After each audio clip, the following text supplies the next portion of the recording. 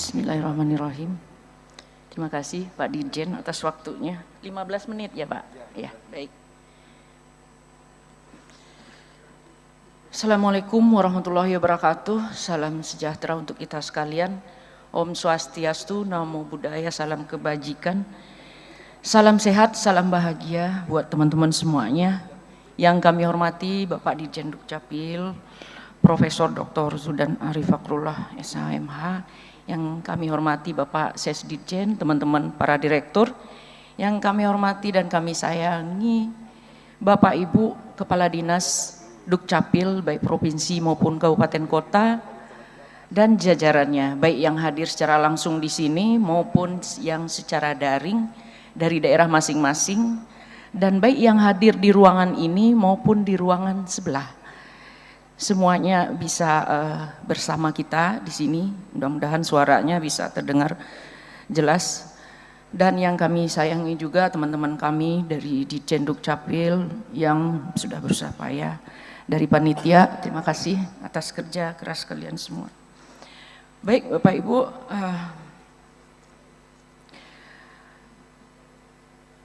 seperti yang disampaikan oleh Pak Dirjen tadi, mungkin paparan ini sangat banyak sekali, namun waktu yang diberikan hanya 15 menit, terpaksa kami menyesuaikan. Kalaupun ada pertanyaan-pertanyaan, kita bahas di diskusi aja nanti. Nah, di sini kami hanya memaparkan target kinerja 2022 dan implementasi regulasi bidang pencatatan sipil yang menjadi poin-poin penting yang harus kita perhatikan banget. Next, lanjut. Nah, kita ulang kembali nggak apa-apa karena banyaknya kepala dinas atau kabid atau yang hadir di sini juga ada yang baru-baru, mungkin kita perlu refresh lagi di mana target kita untuk pencapaian akta pencatatan sipil di tahun 2021 adalah akta kelahiran 95%, akta kematian 100%, akta perkawinan 100%, dan akta perceraian dari 100% dari yang dilaporkan. Kemudian di 2022 ini target kita untuk akta kelahiran 97%. Kemudian tentu kematian perkawinan perceraian itu juga tetap 100% dari yang dilaporkan. Kemudian bagaimana peningkatan dari yang dilaporkan nanti untuk kemudian benar-benar apa adanya seperti apa, nanti ada kiat-kiatnya. Lanjut saja dulu. Kita mulai dengan akta kelahiran. Bapak Ibu sekalian, kalau dilihat di 2021 akta kelahiran itu kita sudah mencapai 96,67%. Artinya jumlah anak yang ada 0-18 tahun ini artinya 18 tahun kurang sehari itu jumlahnya ada di situ 79.410.000. Kemudian yang sudah memiliki akta itu 79.410.929, dan yang memiliki akta itu sudah 76 juta. Nah, rumus cakupan akta kelahiran ini supaya kita sama semuanya, jangan ada yang bertanya lagi dan jangan ada yang berbeda-beda. Jumlah anak usia 0 sampai 18 tahun yang memiliki akta kelahiran, dalam hal ini data siak dan non siak. Walaupun kita harapkan ini data siak semua, tapi pada kenyataannya masih banyak yang data non siak. Dibagi jumlah anak 0 sampai 18 tahun berdasarkan DKB dikali 100%. Kalau yang didapat hasil ini masih berdasarkan DKB semester 1 tahun 2021. Lanjut saja. Bapak Ibu, ini yang harus kami tekankan. Inilah perolehan data cakupan kepemilikan akta kelahiran per provinsi 31 Desember 2021. Sebenarnya per kabupaten kota tentu juga ada. Yang diarsir dengan warna hijau adalah itu yang tertinggi Bapak Ibu. Dan yang diarsir dengan warna kuning itu 10 yang terendah. Dan di dalam yang diarsir dengan warna kuning ini 4 terendah itu ada. Kalau dilihat 4 terendah itu Papua, Papua Barat, Nusa Tenggara Timur, dan Maluku. Walaupun perolehannya itu sudah, kurang lihat mata saya, dilihat saja di sini. Walaupun perolehannya itu yang Maluku itu udah 92,64, namun belum mencapai target. Jadi masih ada 4 provinsi yang belum mencapai target tahun 2021. Nah, selanjutnya yang kami tekankan di sini adalah kalau dilihat selisih dari nasional antara akta kelahiran yang ada di Siak dengan laporan daerah, mohon maaf Pak Dirjen, kami bisa menjawab pertanyaan Pak Dirjen juga berdasarkan laporan dari teman-teman daerah, apakah itu langsung ataupun banyak melalui PJ provinsi dan kabupaten kota masing-masing. Nah, yang kami terima di sini masih banyak selisihnya, walaupun secara nasional selisihnya sekitar 5,6%, namun kalau dilihat per kabupaten kota, Bapak Ibu mungkin kaget, kalau dilihat per kabupaten kota selisihnya itu sangat banyak sekali. Dan hanya, mohon maaf harus saya sampaikan di sini, hanya 81% yang persis sama antara data di SIAK dengan data yang laporan dari daerah. Baru 81 kabupaten kota yang persis sama, yang selisihnya itu 0,0. Kalau yang selebihnya mulai dari 0,1 sampai seterusnya, Bapak Ibu nanti bisa lihat sendiri di sini. Oke. Terus tantangan dalam pencatatan akta kelahiran tersebut adalah masih terdapat daerah yang belum mencapai target. Cakupan yang dilaporkan daerah belum semua masuk ke dalam SIAK. Pertanyaannya, kalau yang belum masuk ke dalam data SIAK, berarti register yang non SIAKnya ada di Bapak Ibu. Pertanyaannya lagi, kenapa tidak cepat-cepat dikonversi ke dalam data SIAK? Supaya cepat masuk ke data SIAK, kalau misalnya akta kelahiran tersebut hilang, gampang dicari dan bisa diterbitkan kembali. Berbeda kalau misalnya belum dikonversi ke data SIAK, fotokopinya nanti tidak ada, segala macamnya, itu lebih susah, lebih sulit. Nah, itu Bapak Ibu. Terus yang selanjutnya, kalau Bapak Ibu lambat memasukkan ke data SIAK, hitungan kita hari. Hitungan kita bukan tahun. Ingat 0 sampai 18 tahun itu 18 tahun kurang sehari. Kalau Bapak Ibu memasukkan entar, ya lewat. Nanti kalau sudah lewat tidak termasuk lagi yang menjadi target kita 0 sampai 18 tahun kurang sehari. Jadi pertanyaannya sekarang, benar ada nggak register itu di tempat Bapak Ibu? Kalau benar ada, ayo cepat konversi ke dalam data SIAK dengan sistem atau menu bakak. Kalau Bapak Ibu tidak paham dan tidak mengerti, para ADB sudah pernah diberi pelatihan dan semua kabupaten kota sudah banyak yang bisa. Mungkin satu-satu yang mungkin ADB-nya dipindah nggak bisa, nanti bisa bertanya ke ADB lain.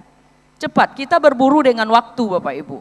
Itu untuk akta kelahiran. Terus kemudian rata-rata selisih 5% perbedaan antara kepemilikan akta lahir dengan akta yang sudah terdata di SIAK. Dalam gara-gara ini saya sering dimarahin oleh Pak Dirjen. Sekarang saya balik marahin Bapak Ibu. Karena data-datanya dari Bapak Ibu. Karena kenapa pertanyaannya, kenapa belum disiakkan juga gitu. Terus surat Dirjen Dukcapil nomor 472/186 Dukcapil tanggal 14 Januari itu kami menghimbau, ada surat ke daerah, kami menghimbau untuk secepatnya dikonversi data yang belum SIAK itu ke dalam data SIAK. Manfaat dilakukannya konversi adalah meningkatkan cakupan akta kelahiran dalam database SIAK, terus kemudian untuk penerbitan kembali akta apabila hilang atau rusak. Next. Akta kematian. Lanjut. Nah, tujuan dan manfaat akta kematian ini adalah tujuan memiliki akta kematian memberikan status kepastian hukum atas peristiwa kematian seseorang. Tapi intinya adalah, lupa lagi saya, terbatas waktu kita. Target di buku pokok pemakanan ini meningkat menjadi dasar dalam level pelayanan. Terima kasih Pak Dirjen. Mulai tahun ini mungkin dimasukkan ke dalam salah satu indikator level layanan, yaitu indikator ke-10. Jadi Bapak Ibu yang sudah punya buku pokok pemakaman, jadi termasuk indikator yang sudah memiliki. Jadi level Bapak Ibu bisa terpengaruhi gara-gara itu gitu. Jadi seperti yang disampaikan Pak Dirjen tadi, untuk setiap kabupaten kota ditargetkan minimal kita punya 10 dulu. 10 dulu. Nah, pada saatnya nanti kita berharap mungkin ukurannya nanti akan kami mohon arahan lagi ke Pak Dirjen, yang pada saatnya nanti semua desa punya buku pokok pemakaman. Kalau misalnya di daerah Bapak Ibu tidak ada komplek pemakaman, tidak ada alasan. Di surat tanggal 14 Januari kemarin itu sudah kami jelaskan, kalau bagi daerah yang tidak punya komplek pemakaman, bisa catatan orang yang meninggal tersebut yang dari desa, yang dari RT RW, itu berarti sudah punya buku pokok pemakaman. Tapi nanti di keterangannya saja dibuat. Kalau tidak punya buku pokok pemakaman berarti hasil kerjasama dengan RT RW atau desa atau kelurahan. Nah kan bisa. Dan belangkonya pun juga sudah kami lampirkan. Ada yang punya buku, ada yang punya komplek pemakaman, seperti ini belangkonya.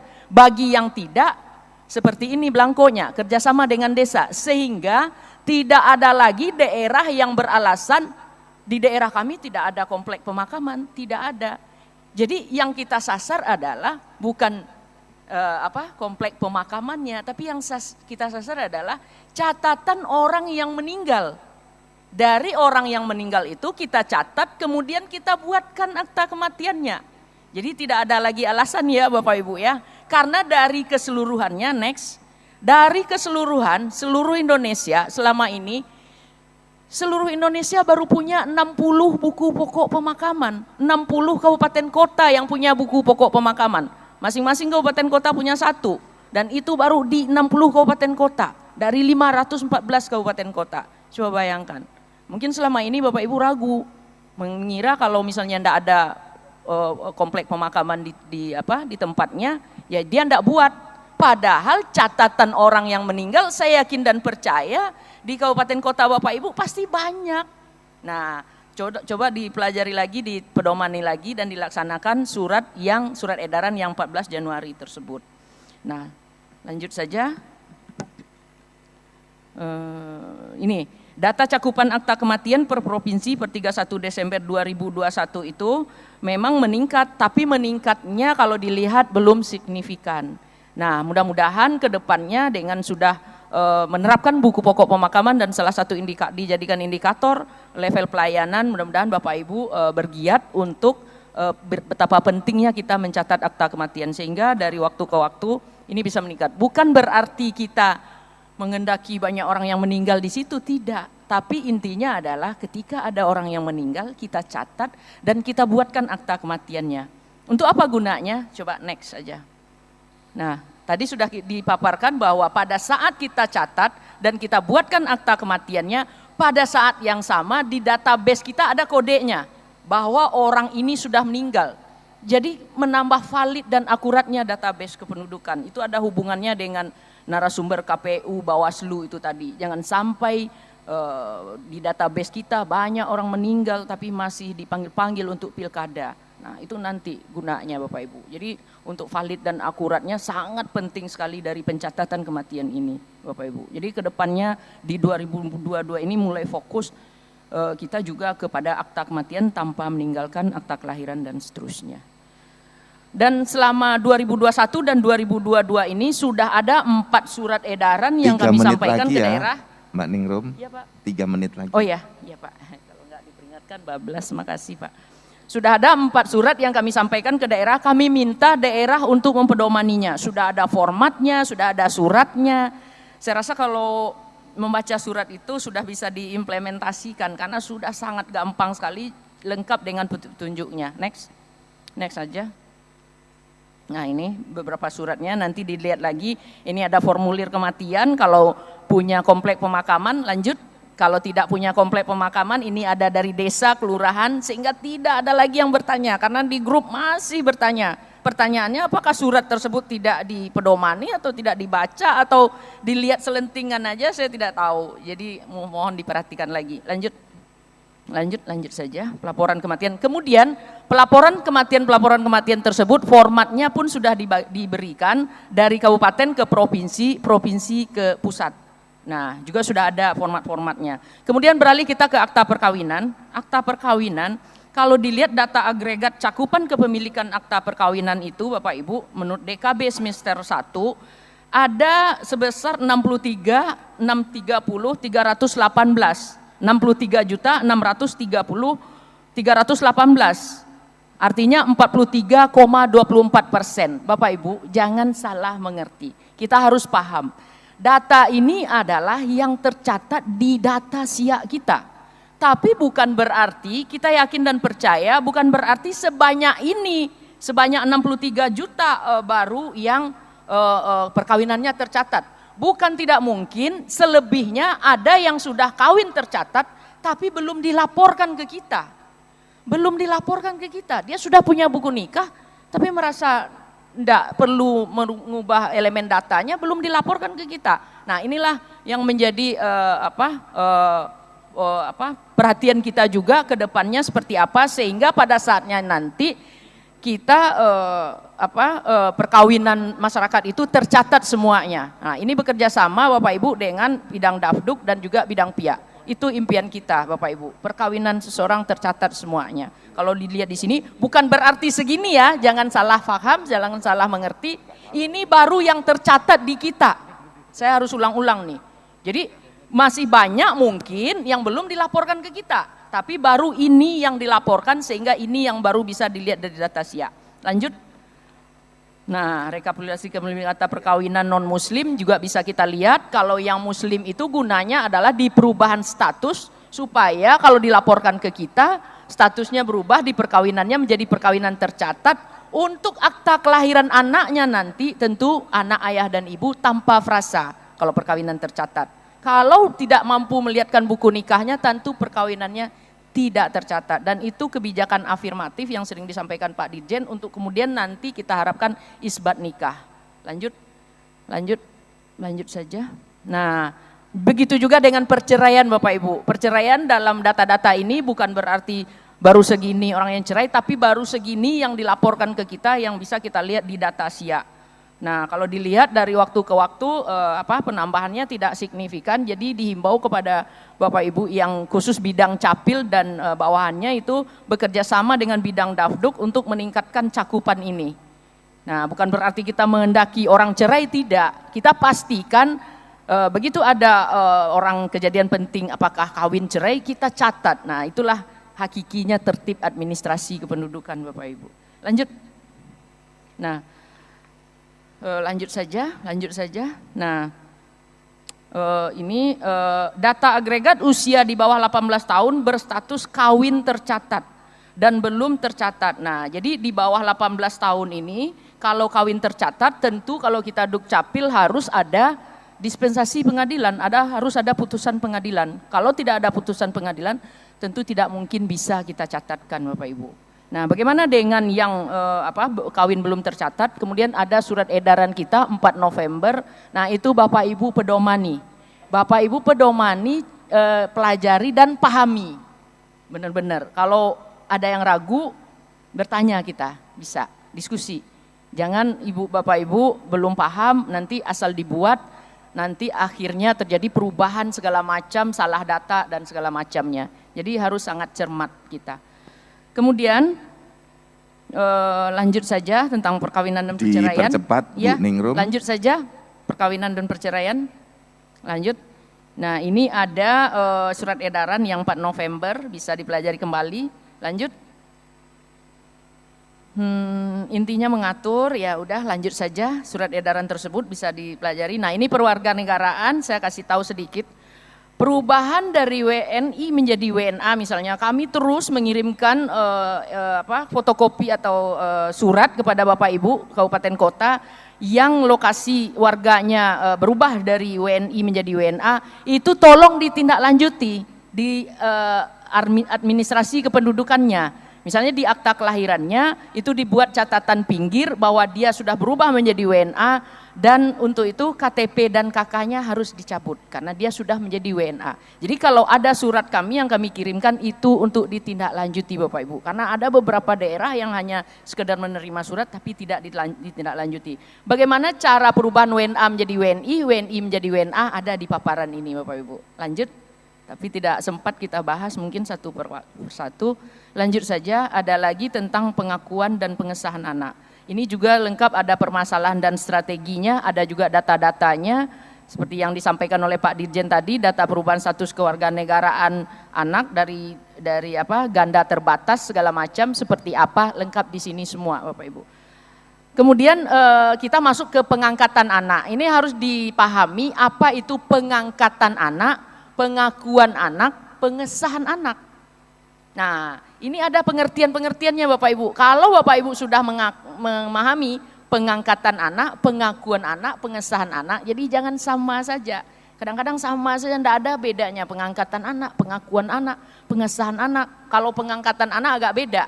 Kalau pengakuan dan pengesahan ini yang kadang-kadang agak ini Bapak Ibu ya semuanya, karena saya lihat, saya perhatikan di grup-grup itu. Nah, makanya kami perlu membuat seperti ini supaya dipahami betul, dan juga nanti lihat di aturannya, surat edaran 28 September 2021 itu sudah implementatif sekali. Kalau itu dipahami, itu sudah sangat ada uraiannya dari awal sampai kita mau menerbitkan apa, apakah itu catatan pinggir atau berupa akta, seperti itu Bapak Ibu. Kalau pengakuan dan pengesahan anak itu ada aktanya, tapi kalau pengangkatan anak itu berupa catatan pinggir saja. Lanjut. Nah, lanjut saja, ini ada data-datanya. Pengakuan anak juga, terus lanjut saja, lanjut pengesahan anak, ya. Nah, ini perubahan nama. Apa artinya Bapak Ibu tadi dalam membuat akta pencatatan sipil? Bapak Ibu harus memverifikasi dan memvalidasi guna meminimalisir kesalahan. Kalau dari awal udah memverifikasi dan validasi, itu nanti akan sedikit terjadi kesalahan dan perubahan. Akibat selama ini kurang verifikasi dan validasi, maka banyak terjadi perubahan-perubahan yang terjadi. Namun kalau itu sudah kita verifali, kalaupun terjadi perubahan juga karena bukan kesalahan, itu enggak masalah. Toh sudah ada aturannya, perubahan sama pembetulan akta pencatatan sipil. Lanjut. Berapa slide lagi Mbak Ning? Sudah sedikit lagi Pak, lanjut sedikit lagi. Itu bedanya kalau yang paparan itu laki-laki dan perempuan. Yang mana? Sedikit lagi, coba next. Coba. Iya Pak, banyak Pak, udah ya Pak? Ya udah, duduk dulu, kita beri aplaus untuk Bu Ningrum. Terima kasih, Assalamualaikum warahmatullahi wabarakatuh. Kalau ada pertanyaan ntar didiskusi aja ya Bapak Ibu, mohon maaf.